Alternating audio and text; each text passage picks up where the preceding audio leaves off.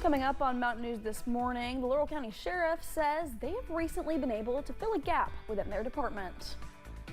And Invest 606 has officially relaunched and is ready to help support small businesses. Dedicated to Eastern and Southern Kentucky, this is WYMT Mountain News This Morning. Good morning, I'm Caroline Mueller. It's 6:29 and today's date is Wednesday, September 17th. Let's check in with meteorologist Megan Dusmal for a look at your forecast this morning. Megan, it has been nice and warm out there all week. Very much a summer feel. I know we've got fall coming up on, is it Sunday? On Monday. Monday's that first day of fall, but we are still feeling like in the full swing of summer right now. Definitely not feeling like fall just quite yet, but I mean, it's going to be another one of those hot days today. Not going to be too much of a deviation from that forecast from yesterday, as those temperatures start off in the morning in the 50s and 60s. And by the time we head in the afternoon, these temperatures will be warming up into the low to mid 80s. So again, about the same as yesterday, not too much of a change. Now you will notice today, partly cloudy to mostly cloudy skies. Tomorrow, mostly sunny to sunny skies, and then on Friday, sunny skies, which is just going to help build those temperatures into widespread upper 80s by the end of the work week, leading up into that first day of astronomical fall on Monday. Now, in terms of rain chances, we're staying nice and clear once again, partly cloudy skies as you're starting off the day. Caroline. Thank you, Megan. An Eastern Kentucky woman was indicted by a federal grand jury on drug charges. An indictment says Jody Nichols knowingly and intentionally possessed with intent to distribute 50 grams or more of a substance containing meth. A warrant was issued for her arrest and she was taken to the Pike County Detention Center. The incident happened back in May when Nichols was pulled over on the Mountain Parkway in Magoffin County. A Somerset man is facing charges after police say he was involved in a robbery at a business in Laurel County. James Garfield Smith III was arrested after he turned himself in. They say he was involved in a robbery that occurred at the smoke shop. Smith was charged with first-degree robbery and second-degree assault. A wedding venue in Boyle County was destroyed Monday after their barn caught fire. The Boyle County Fire Department says just after 11 a.m. Monday, the Bluegrass wedding barn caught fire. It took crews 4 hours to put the fire out. The building was a loss. For one woman, it means losing a building full of memories.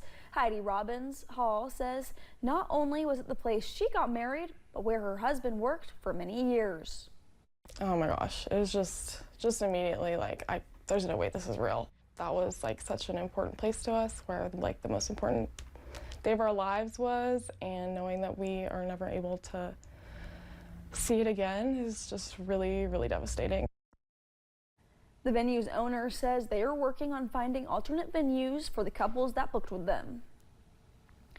A Lawrence County man is behind bars after police say he was trafficking drugs in Johnson County. It happened last Saturday night when police observed a vehicle traveling on Kentucky 1428 that had an expired registration. After pulling over Douglas Paul Baker, police say they noticed his eyes were bloodshot. Later, police found substances believed to be heroin and fentanyl in Baker's vehicle. He was taken to the Big Sandy Regional Detention Center. The family of a man found dead in a Paintsville hotel last year has filed a lawsuit. In November 2024, Barry Gordon Stombaugh's body was found after a fire in his room. The lawsuit against the owner and licensors of the Days Inn Hotel claims their negligence contributed to his death. It says there were no working smoke alarms in Stombaugh's room. We reached out to the hotel, but have not heard back. The Laurel County Sheriff says they have recently been able to fill a gap within their department and in the community when it comes to fire investigations. Sheriff John Root says the county now has its own arson investigator. In the past, each state police post had one, but the sheriff says things have changed. We had found out that there's not one in the county as far as being able that we could call out to investigate fires. Sheriff Root says having an arson investigator will also be an asset for some insurance claims.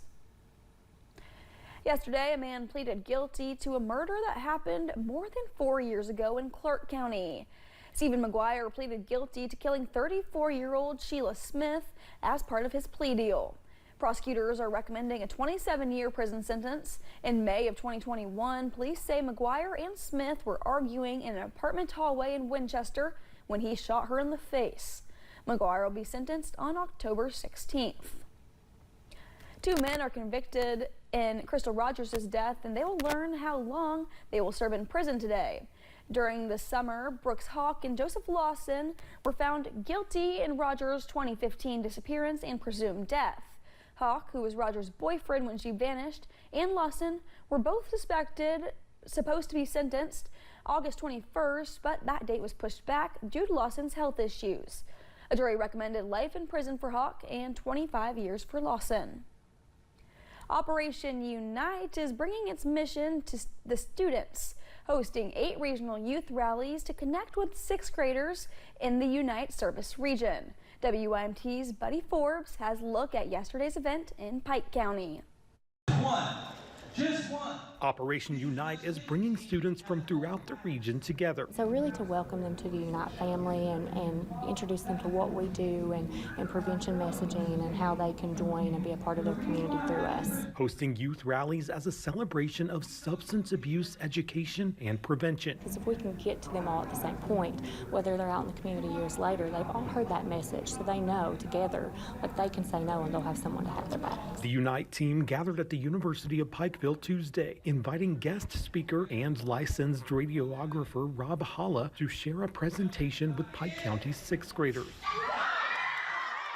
And he's really doing like a motivational speaking to them about, choosing not to vape, having the choice to be a game changer. Organizers say the event is about discussing the dangers of addictive substances and showing the students what Operation Unite is all about, since they are now eligible to take part in the organization's annual summer camp. It is a pivotal time. We know this.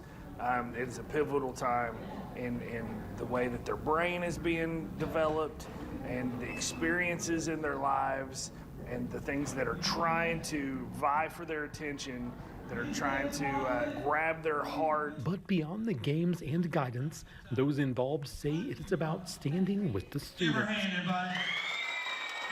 Facing the struggles with peer pressure and the influence that drugs and alcohol want to have on their lives, that they don't have to face that by themselves. In Pike County, Buddy Forbes, WYMT Mountain News. Operation Unite is back on the road the rest of the week and most of next week, with 6 more youth rallies across the coverage area. Tow truck drivers across the nation are standing behind a bill to add rear-facing blue lights to tow trucks. The bill did not go anywhere during last year's General Assembly session, but yesterday it had a committee hearing. The current proposed bill says the blue lights would only be turned on when the tow truck is still, not when it's moving. Representative David Hale says the committee received a letter in opposition before the meeting started. Kentucky has the opportunity right now to be leaders and say, hey, we care about our Kentucky towing industry and we care about the men and women working. There's a deeper reason behind these efforts. It's been almost 1 year since tow truck driver Troy Caldwell was struck and killed while working on the side of I-64 in Bath County. But since the hearing, Johnson says he received text messages from representatives who want to meet and talk more about Troy's law. Invest 606 has officially relaunched and is ready to help support small businesses. The relaunch comes after officials evaluated and expanded its mission. It now has 3 main branches to help businesses developing their business plans. Launch 606 is intended to assist new businesses that are starting out. Accelerate 606 is for businesses ready to grow and take their business to the next level. And Fund 606 is meant for businesses that need assistance with funding. Small businesses are really the backbone of our economy, not just in Appalachia, but especially in Appalachia.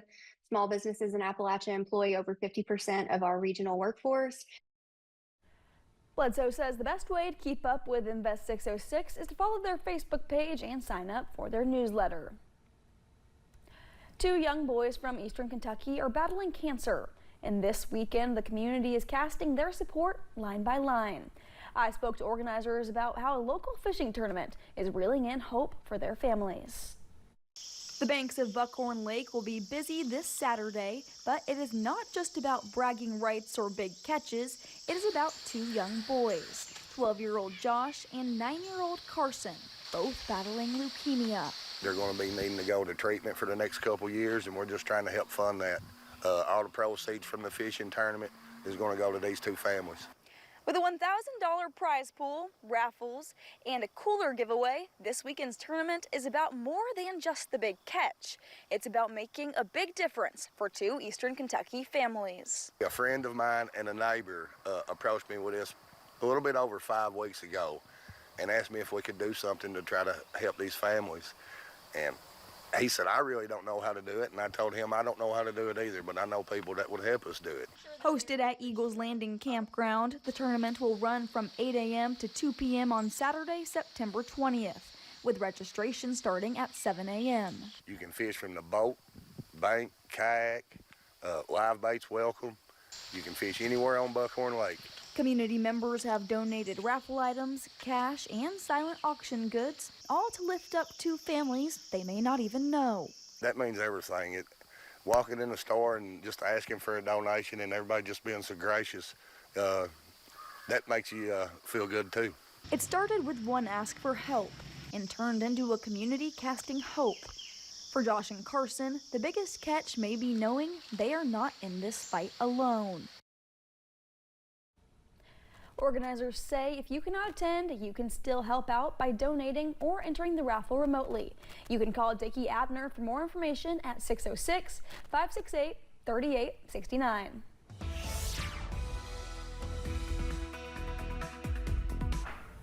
And we are still keeping our eyes on the dense, patchy fog this morning. More counties are seeing some of that fog activity, so just be careful as you are heading out the door and into your Wednesday morning. Speaking of what you can expect, partly cloudy to mostly cloudy skies now. This will start to see some tapering out as we're heading throughout the day. Mostly sunny skies taking over this afternoon, and alongside mostly sunny skies, we'll be seeing temperatures in the low to mid 80s during the hottest portions of the day. Here's what you need to know as you're heading off the bus stop this morning. Upper 50s, low 60s. Again, mostly cloudy skies. By the time you're heading home, those temperatures will warm up into the low to mid 80s with partly cloudy to mostly sunny skies. Caroline.